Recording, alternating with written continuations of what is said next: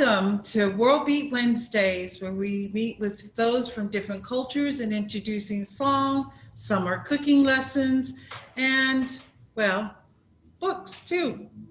But before we get started into all of that, we need to thank our sponsors: Salem Electric, Salem Health, PGE, the Gotti Law Firm, Batteries Plus Bulbs.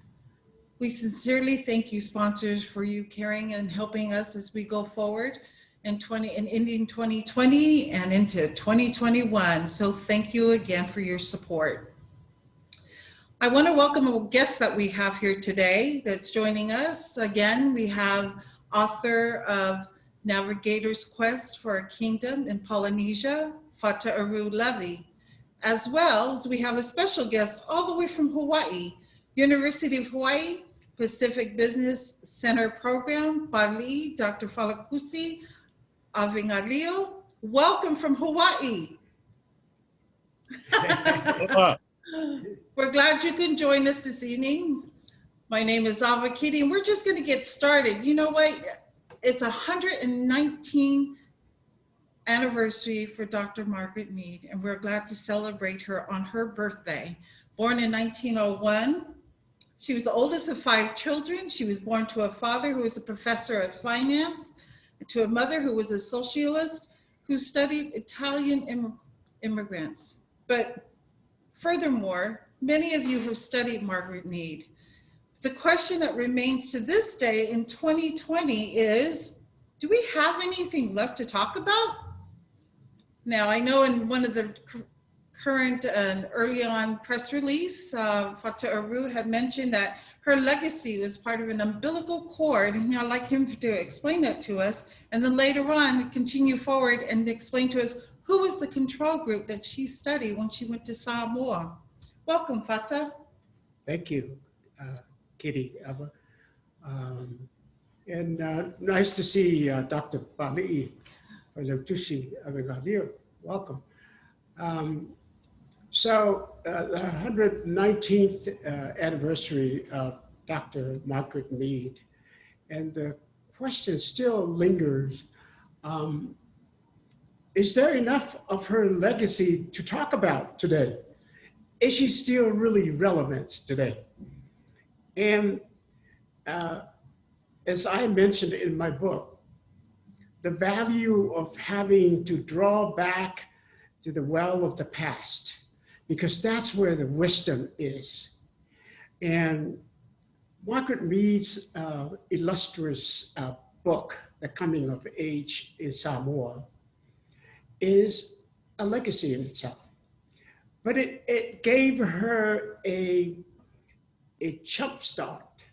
It catapulted her into the literary of the social science and anthropologist.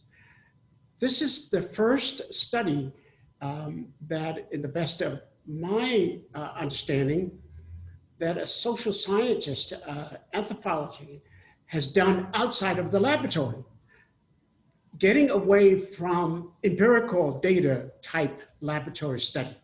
She went out to the Pacific, and what a leap of faith. Mm-hmm. You know, some 2,700 miles away at the age of 25 years old. In 1925, and actually she published a book in 1928. So, you know, think about the entrepreneurial spirit that she had. Think about reaching out and doing something that nobody has thought about.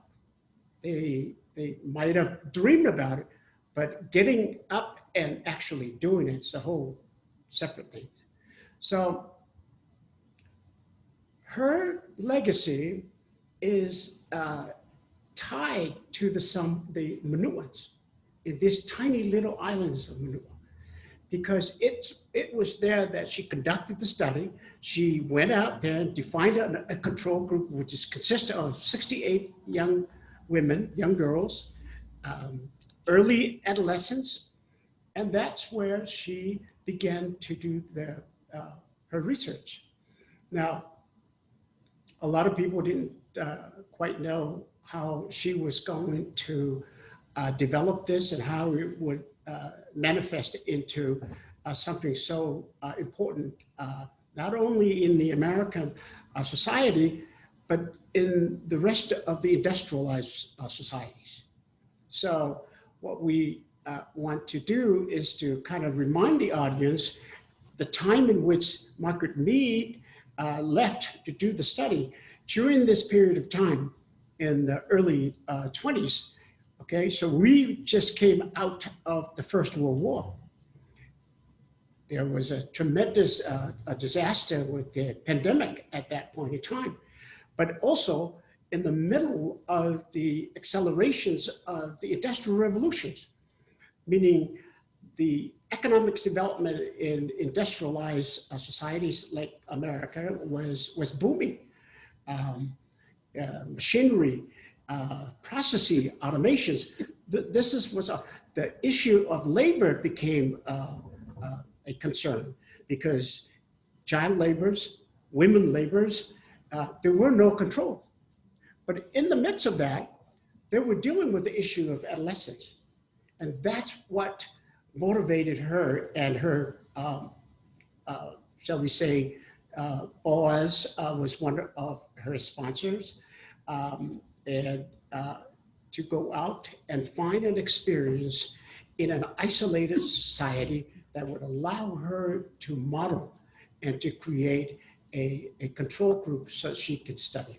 Now, she said in her book, she could have easily found a group in somewhere in a little town in Missouri, but already there were already influenced by so many other issues going on in the midst of the industrialized society in the industrial revolution. So she wanted to find a group of people that is totally isolated in the middle of nowhere and that she can get her hands around it and control the environment. That's what happened. Now, we know, fast forward, the impact of her study is tremendous, right?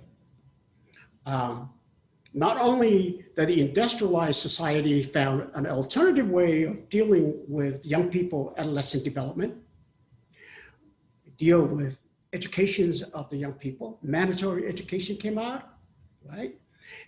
Dealt with the issue of nutrition, how critical that is in the cognitive learning process of the young people, came all of that.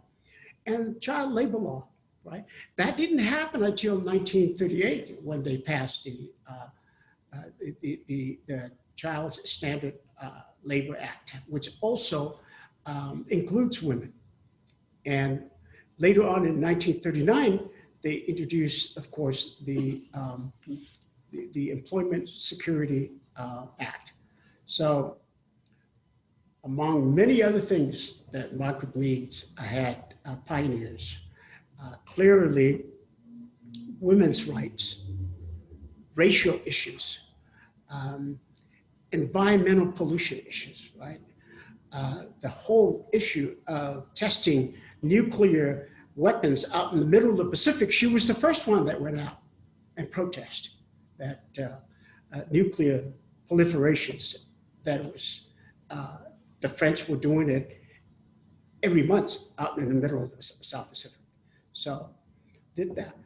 Drug abuse was very, very beginning because of this period. Now, remember, the child labor and women labor law became even more critical during the Depression, 1929.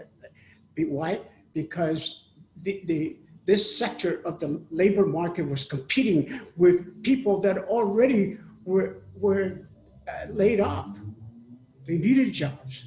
So they had to figure out how to deal with the child laborers as well as the women and those who really the breadwinners, so to speak, the male populations that were very aggressive in the labor market. These things are the legacy and many more of Margaret Mead. And so to forget about it, no, I don't think so. And the reality is these issues are still in the forefront of our culture today. We have not solved them all. Why? Because it evolves, problems evolve, cultures evolve, people evolve, society evolves. We haven't, it changed colors. You know, it blends into the next generation, but it never gets solved. And so what I think that is important for us to remember is periodically we need to revisit this. We need to go back and ask very simple question.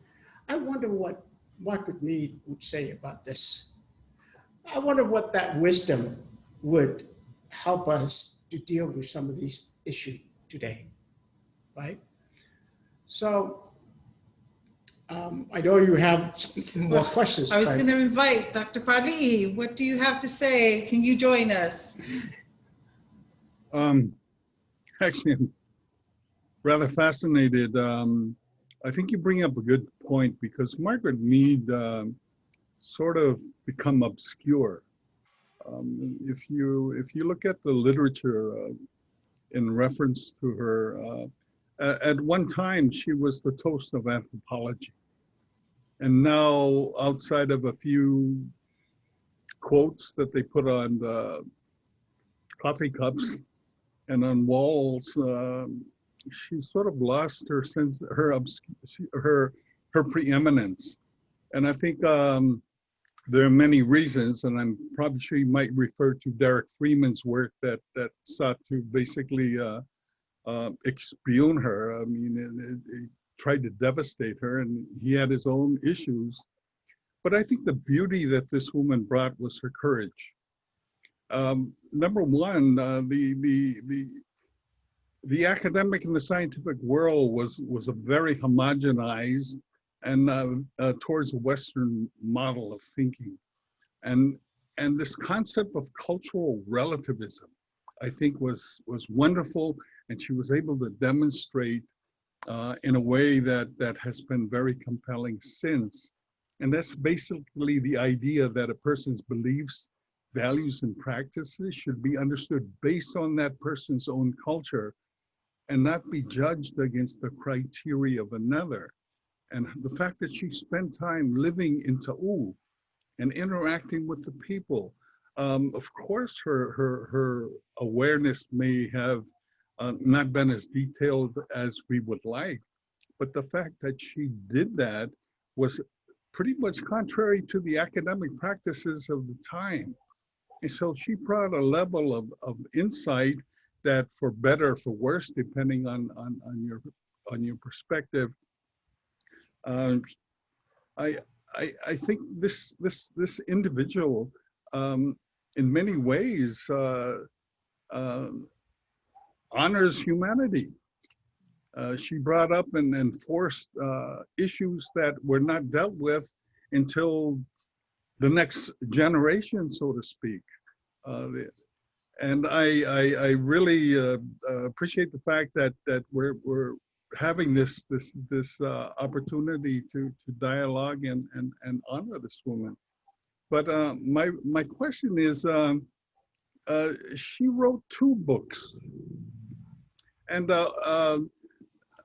I'm curious as to why the other one, I think a Manua Social Organization, which was a very academic book with references and a bibliography that actually talks about Manua and Samoa Social Organization, is hardly mentioned, but yet Margaret Mead's coming of age in Samoa is.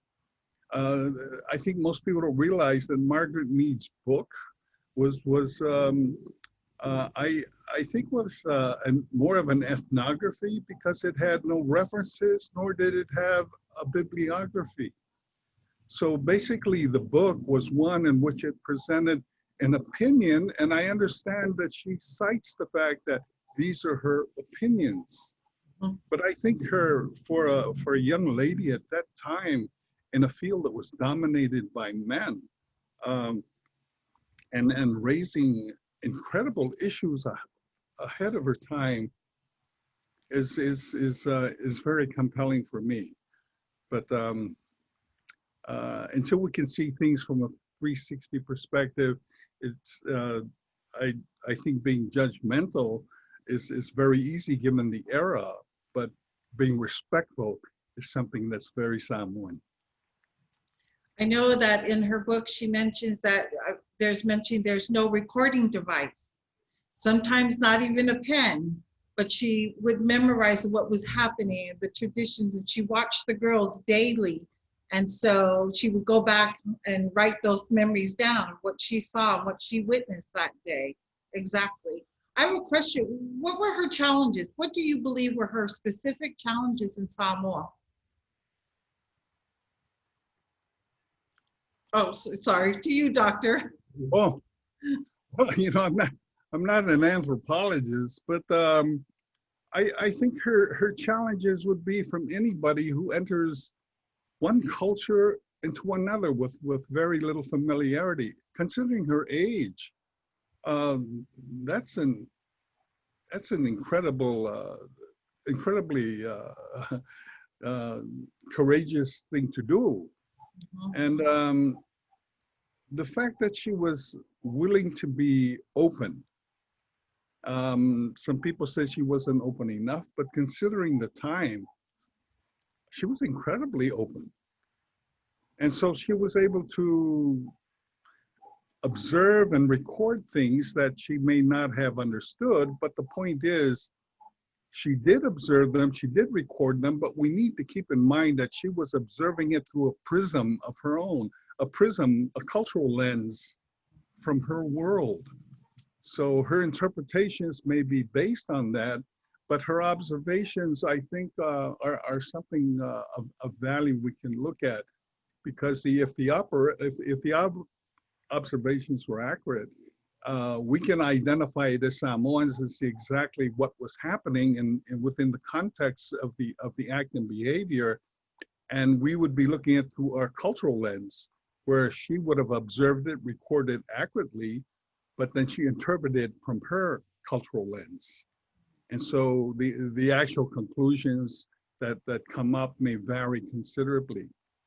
But the fact that she was very courageous, I think I would like to think she was a very confident young lady at a time in which it was not necessarily that fashionable. I sort of admire that. I also believe that the pressure on her, given her age, given where she came from, and where she's at in the middle of nowhere, and knowing, I believe she knew that whatever she was going to come up with was going to impact the world in something, that she sensed. That's the vision she had. That so when she deliberately wrote the book in a middle-class language, not a scientific language, it is the first such literary work that was written to be read by a housewife, by middle-class people, right? And so it took a little while to get traction, but it did. When it finally did, it became a best-selling, and it still is today a best-selling book. But to have that kind of vision, that to be able to do something knowing, and I really believe she knew that this was going to be something of significance, that was going to give the world, particularly the industrialized world. Now, she said in her 1967 edition, she said, and she apologized for this, she says, I really did not write the book for the Samoan audience. I didn't. I wrote it for the industrialized society. And so she was telling the truth. And I think that in itself created must have created a tremendous pressure on her, knowing that she's all out there by herself and knowing that the work that she's going to come up with. Remember, they're right in the middle of the nature versus nurture debate. And what that impact was going to have in the US and the European society with all of that scientific debate, let alone dealing with the issue of adolescence, with education, with child labor, you know, all of this. I think that's a challenge. I think that was one of the challenges that she had to endure. I mentioned earlier that in your press release, Fata, you had mentioned the words that Dr. Mead's legacy is like the umbilical cord, and I'd like you to express on that and explain it to the people. Well, you know, I use the term because it's a Samoan lexicon. You know, I've used it in my book. Every Samoan knows where their umbilical cord is buried, right? Every.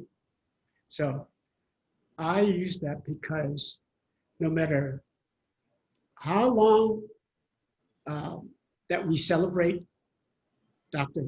Margaret Mead's anniversary, her legacy will always be tied to the Samoan, to the Manu'a. It's the first book that comes up on her bio, The Coming of Age in Samoa. That's it. The rest of it, I like the second book. Actually, I read the second book as one of my research document, reference point, and I thought it's one of the books that probably should have been read first before before the study, because it gives the reader the background of what Margaret Mead was actually dealing with in terms of the organizational structure of the Manu'an family structure, the Tumanua family structure. And if Friedman, Dr. Friedman had understood that, he probably might have to rethink some of his arguments. Any comment on that, Dr. Papalii? Yeah, that's an excellent point. If we're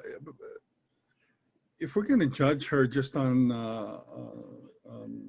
coming of age in Samoa, I think the veracity of her observations are fairly accurate. The interpretations will vary, of course. However, I agree with Fata. If people would have read the Social Organization of Manu'a, which she published first, that would provided the context within which all of these behaviors were occurring, and I think that would have made a massive amount of difference. And that is that book is a scientific piece with all the characteristics of a scientific analysis, and I think that would be more than satisfactory for those who are just judging her just on the Samoa issue. But I think that there's one point I'd like to make that I thought, for me personally, were extraordinary, and that is when we look at the issues of the times. The belief was that much of human behavior, according to the anthropologists of the era, behavior was basically biological, that it's their nature, you know, people, because of their physical characteristics, their behavior, that they were all linked into to biology, that it's the nature-nurture issue.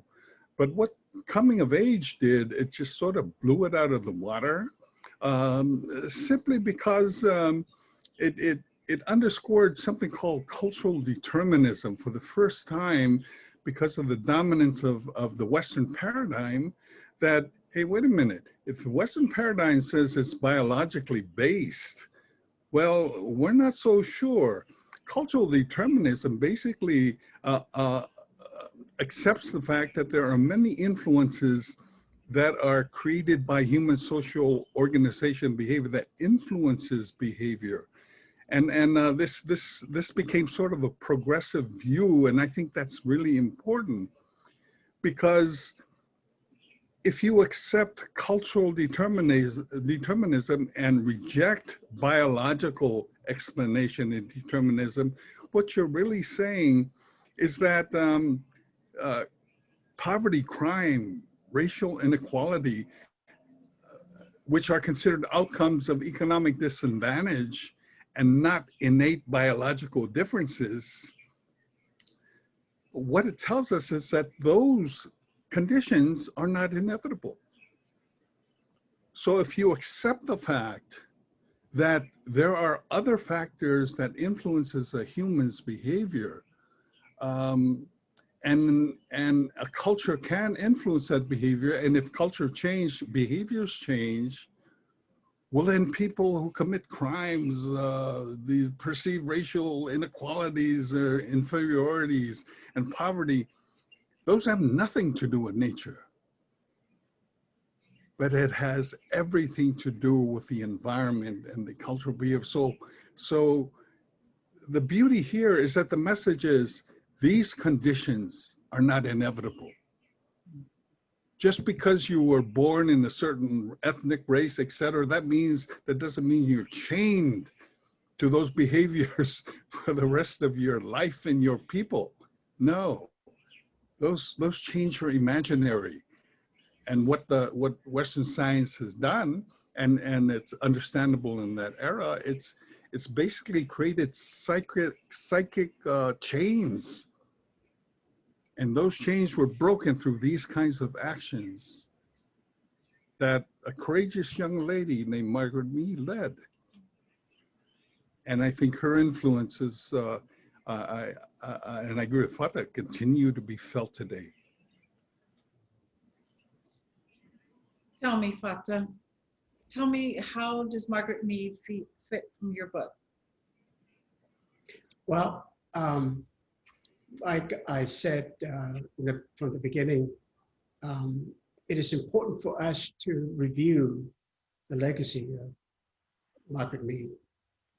But what I also want us to come to grips with is the relevancy of some of her work in today's environment.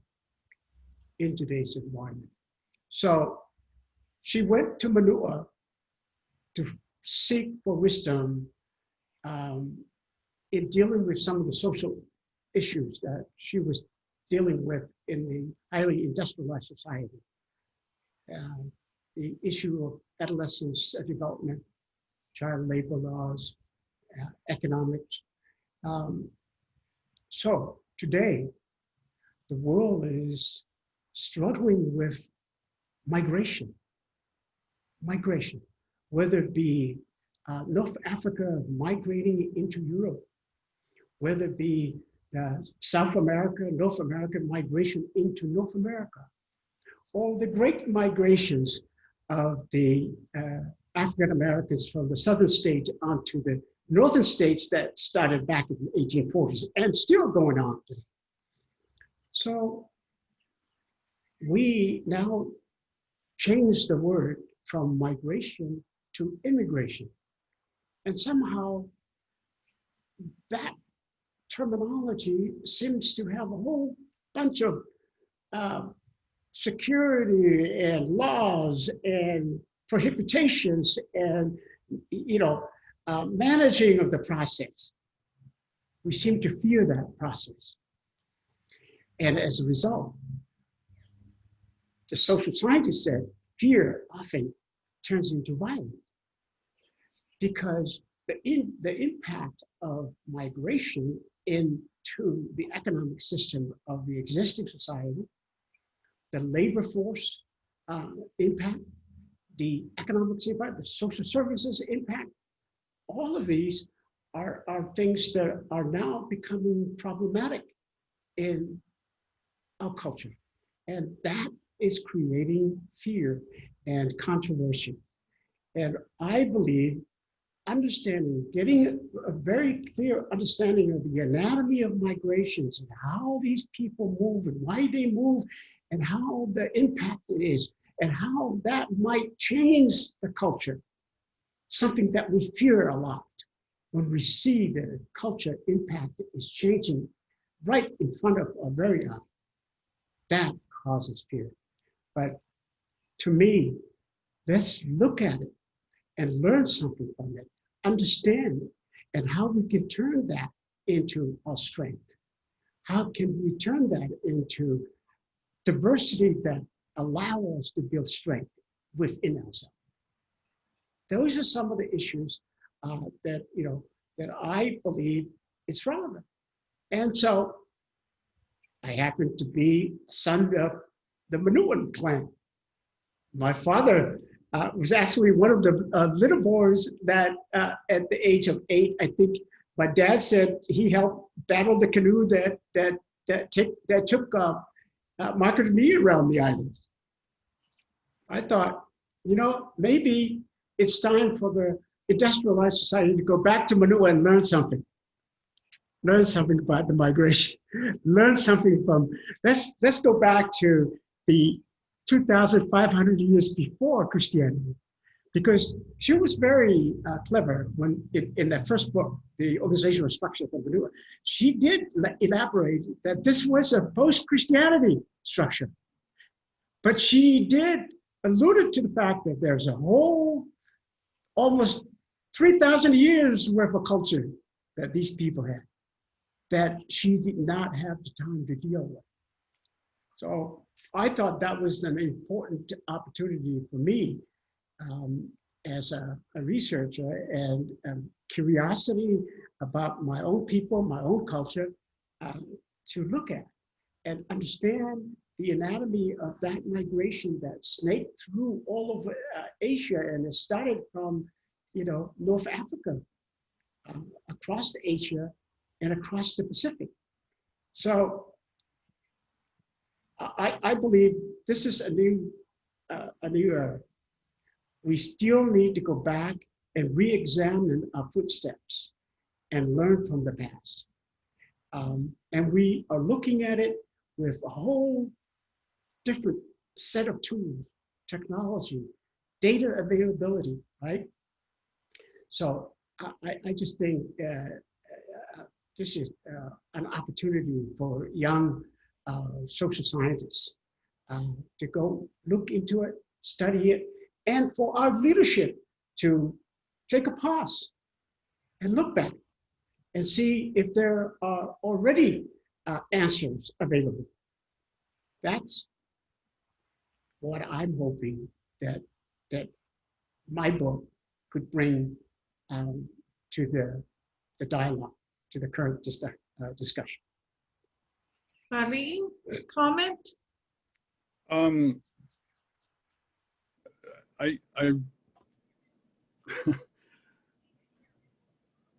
I can't.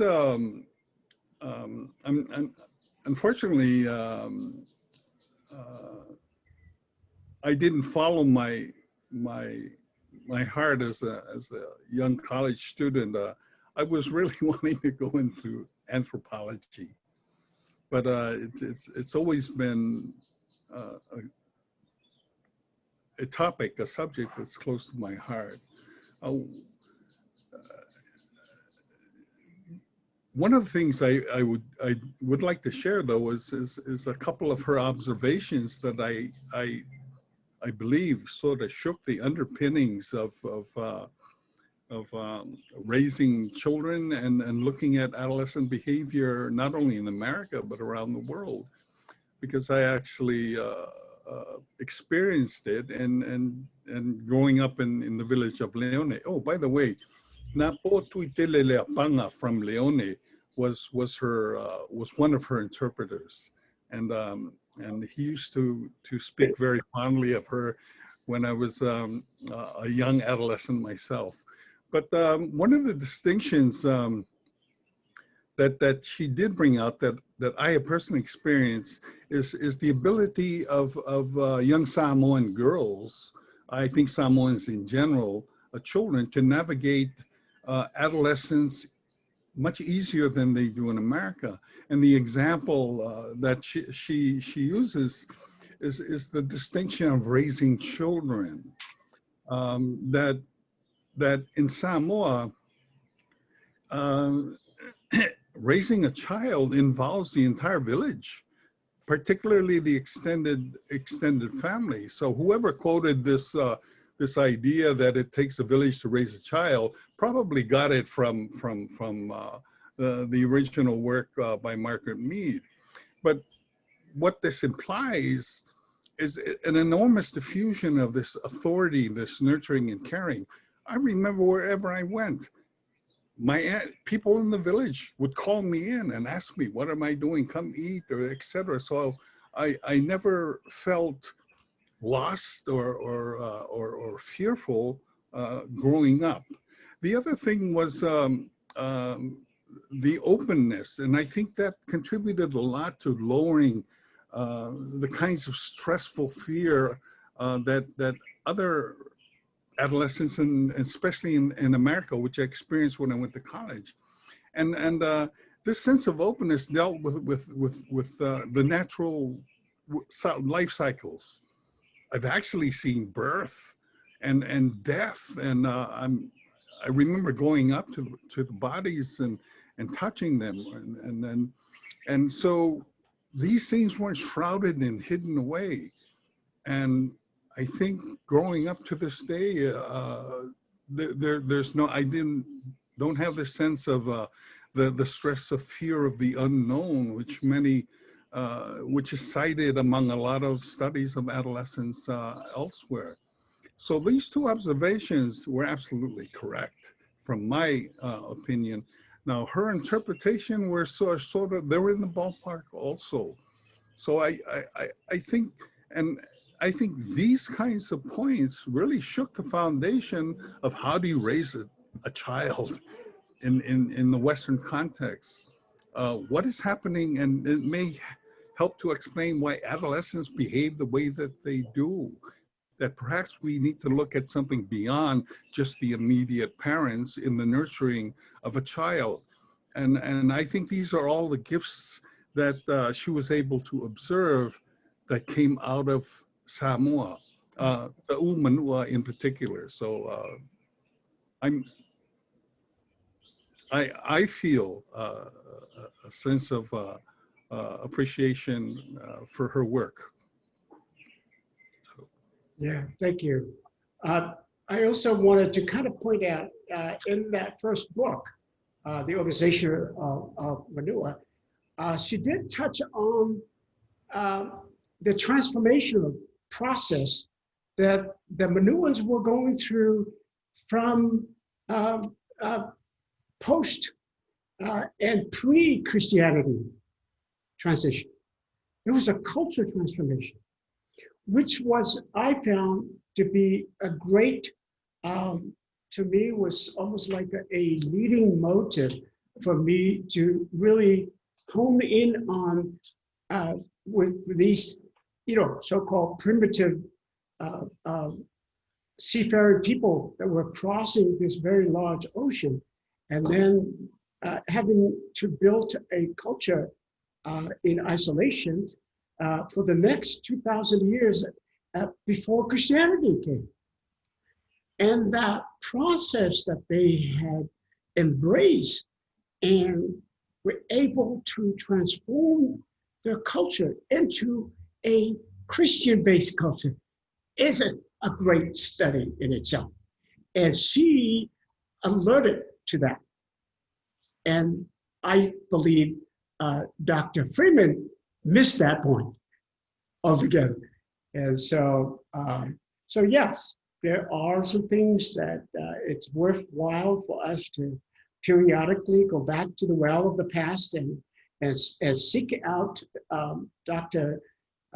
Mead's wisdom, re-examine it. It's always good, additional information. The more details that we can get into it, the better we extract the value of those messages.